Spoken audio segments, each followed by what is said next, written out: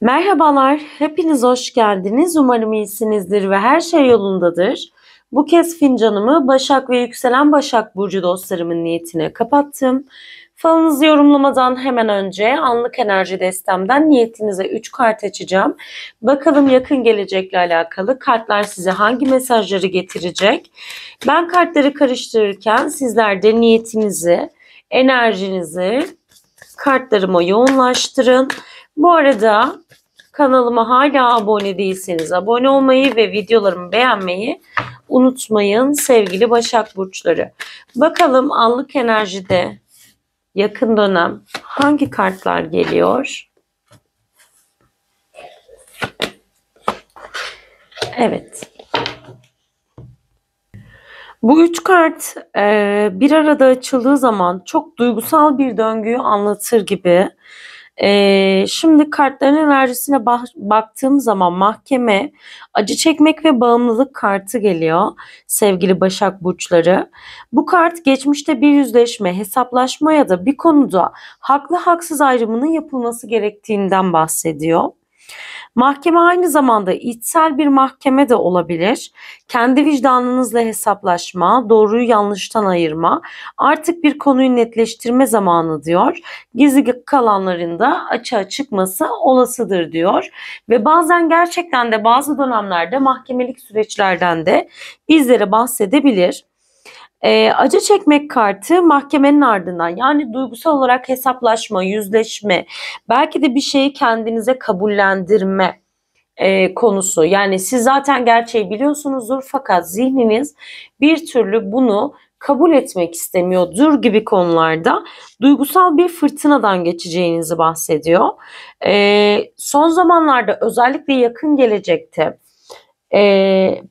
yakın geçmişte kalbinizi kıran o olaylar olmuştur ve bunlar önümüzdeki günlerde tekrardan gündeme gelmiş olabilir ya da gelecektir diyebiliriz. Belki bir ayrılık yaşıyorsunuz şu anda ya da bir pişmanlığınız var.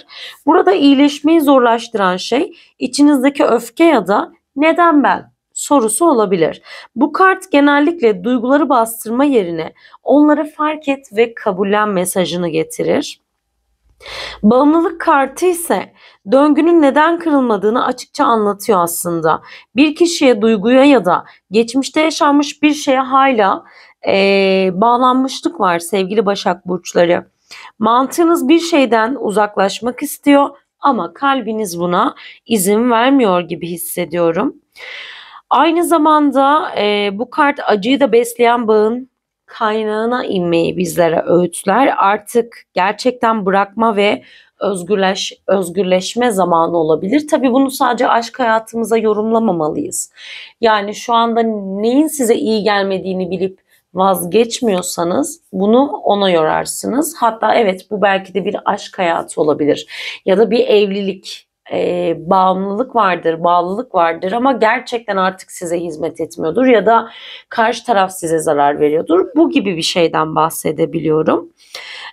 Bu üçlü kombinasyon bir ilişkide ya da bir olayda adalet arayışı, duygusal acı, bağımlılık döngüsünü çiziyor sevgili Başaklar. Belki de hep kendi haklılığınızı aradığınız için ya da adaletinizi sağlamak için bu bağımlılığı devam ettiriyorsunuz. Aslında siz çoktan zaten bir şeyleri içinizde bitirdiniz ama haklılığımı ilan edeyim de öyle bitsin dediğiniz bir durumda olabilir. Ama bu döngüden çıkmak için bazı şeyleri kabullenmek ve serbest bırakmak gerekiyor. Buradaki zaten mahkeme kartı evrenin ilahi dengeyi sağlayacağını sizlere bahseder. Sadece kendi içinizdeki özgürlüğü bu noktada aslında seçmeniz gerekiyor sevgili Başak Burçları. Evet, hazırsanız hemen şöyle bir fincanınıza da bakalım. Başak ve yükselen Başak Burcu niyetiyle neyse haliniz çıksın falınızda diyelim. Bakalım telveleriniz bize neler gösterecek.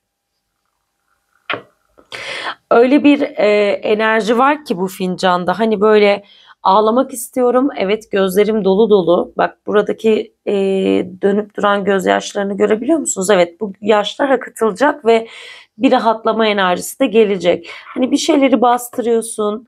Ağladığını kimse görmesin istiyorsun. Belki de sessiz sessiz ağlıyorsun. Bu gibi bir enerji açıkçası hissettiriyor. Dilerseniz sizler de şöyle bir fincanınızı inceleyin ve tabii ki ben de sizler için hemen yorumlayacağım sevgili Başak Burçları. Bakın bakalım sizler neler görüyorsunuz? Evet.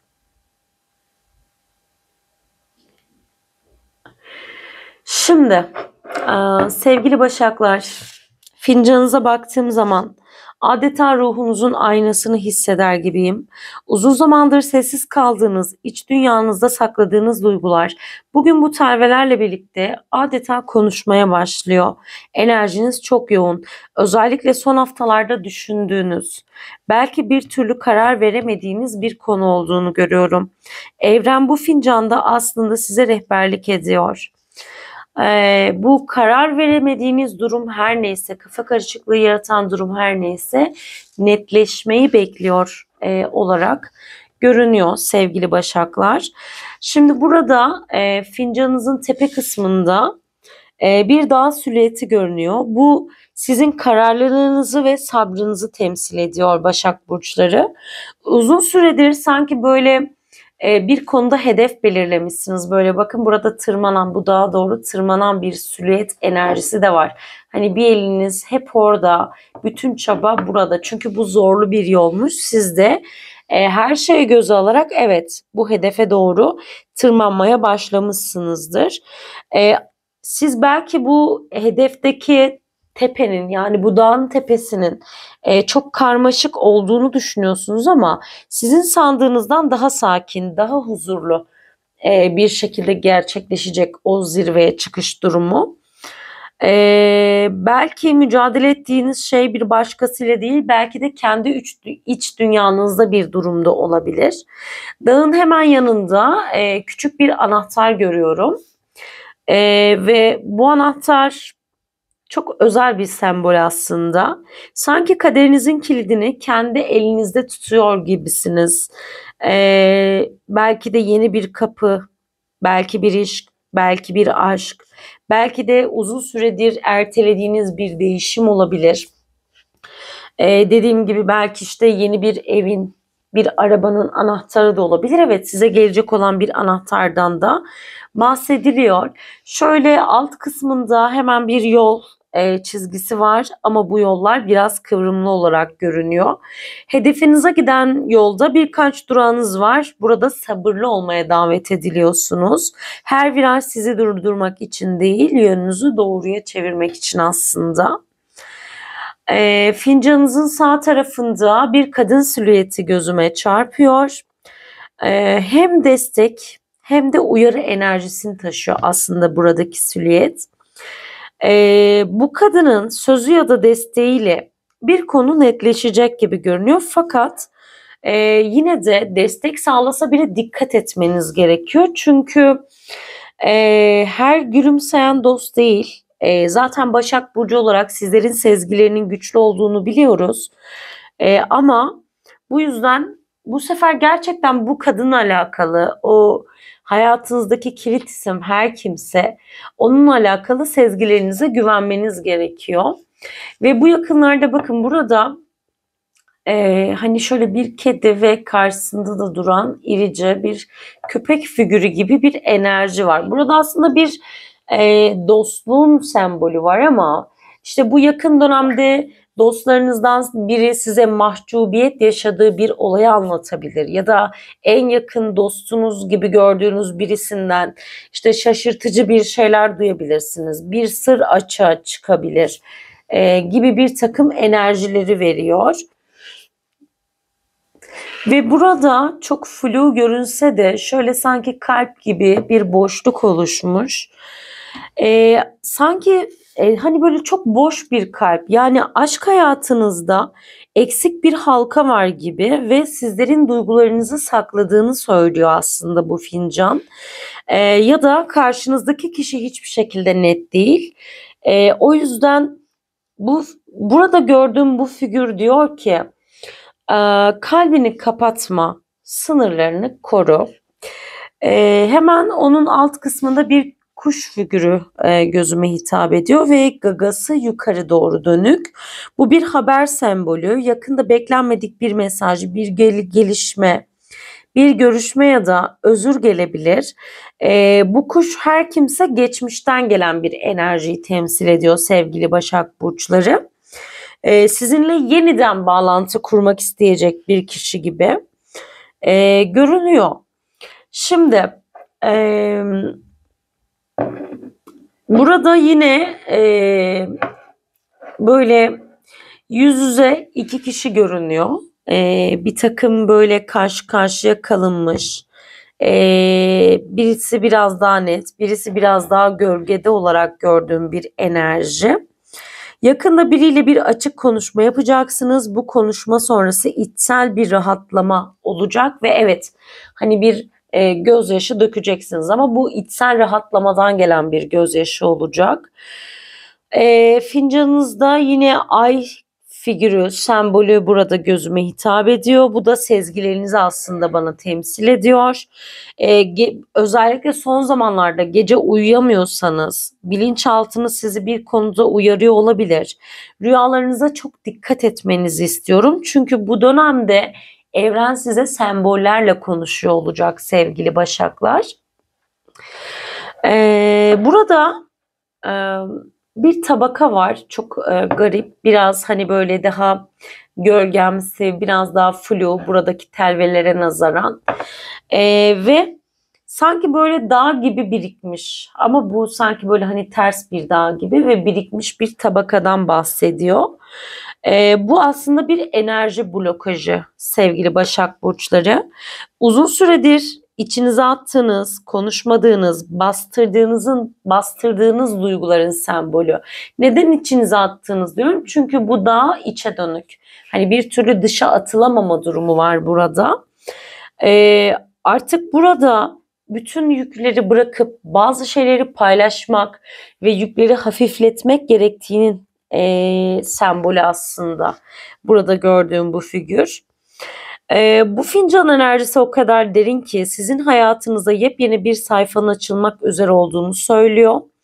Özellikle önümüzdeki yakın dönemde sizin için çok güçlü bir dönüm noktası olacak. Kader çarkınız sizlerin lehine dönüyor sevgili Başak Burçları.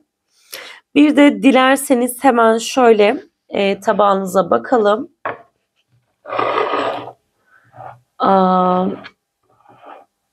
Burada gerçekten çok dikkat çeken bir görüntü oluştu. Yani bana burada hissettirilen şey çok böyle iri başlı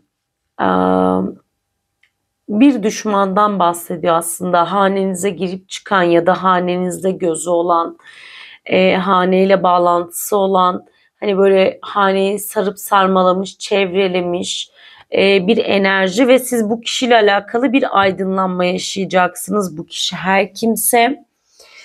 Yakın dönemde işte neden bu kişiyi evime kabullendim ya da bu kişinin bu kadar evime müdahale etmesine nasıl izin verdim diyebileceğiniz bir enerjiden bahsediyorum. Hane ile birlikte çıkılacak bir yolculuk var sevgili Başak Burçları. Bakalım telveleriniz şekillenirken bizlere neler gösterecek. Yakın dönemde hane içerisinde ufak çaplı bir tartışma mı yaşandı? Bir kalabalık. Hane içerisinde bir kalabalık var aslında. Hani böyle uzun yoldan gelen bir kalabalığın enerjisi de olabilir. Ya kalabalık bir ailede yaşıyorsunuz. Ama şurada kalabalık silüetler gözüme çarpıyor. Bir şeyin kutlaması vesaire var mı acaba diye düşündürüyor. Çok gözyaşı döktüğünüz bir niyetiniz, dileğiniz evet biraz yavaş ilerliyor ama gerçekleşecek. Hani çok sabrettiniz, çok uzun süredir bu niyet enerjisine girdiniz ve beklediğinizden özellikle bu dönemde daha hızlı bir şekilde gerçekleşecek. Bakın burada yine kocaman bir kuş var ve ağzı açık bir kuş. Şimdi bu kuşun bu denli ağzının açık olması hani böyle ya haneye haber getiren bir kişi ya da hane içerisinde açık açık konuşulacak olan bir konudan bahsediliyor. Yani biri size içindekileri anlatmak ya da bir gerçeği söylemek, belki de sizlerle bir sır paylaşmak isteyebilir. Ve bu durum her neyse tabakta gördüğüm için yakın çevre, ev ya da aileyle bağlantılı olacak. Duygusal bir konuşma, barışma ya da aile içinde alınacak önemli bir haber var. Ve zaten onun akabinde de kalabalıklar, burada yeni bir kapınız çıkmış ve yollarınız var dışa dönük. Resmi bir yerden beklenen bir kağıt. Bu maddiyatla alakalı bir şey de olabilir. Yine burada hane içine gelecek olarak görünüyor. Biraz nazara açık bir hane yapısına sahipsiniz. Ama bunun da tabii ki enerjisini ancak sizler dengeleyebilirsiniz. Bir de sizlerden ricam hane içindeki güzel olayları lütfen bir süre dışa yansıtmayın. Evet, aslında siz hanesel olarak temiz enerjilere sahipsiniz ama dışarıdan çok fazla etki aldığınızı söylüyor bu tabağınızın enerjisi sevgili Başaklar. Bugünlük bizden bu kadardı diyelim. Ama onun öncesinde sevgili Başaklar, son olarak bu fincanın bana bir sözü hatırlattığını sizlere söyleyebilirim. Evren size sabırlı olanın yanında olur mesajını getiriyor. Sizler zaten sabırlısınız ama bu sabrınızın meyvesi evet bu sefer geliyor. Aşk, iş, dostluk her neyse. Kapanan bütün kapılarınızın yerine yenileri açılıyor olacak sevgili Başaklar. Bu enerjide artık geçmişi değil geleceği görmeniz gerektiğinden bahsediyorum. Geçmişi geçmişte bırakın ve geleceğinize odaklanın demek mümkün.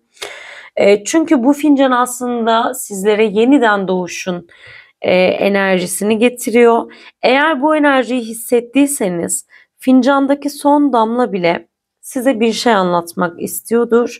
Evren sizin tarafınızda sevgili Başaklar. Sürçülisan ettiysek affola. Bir sonraki videoda görüşmek dileğiyle. Hoşça kalın, sevgiyle kalın.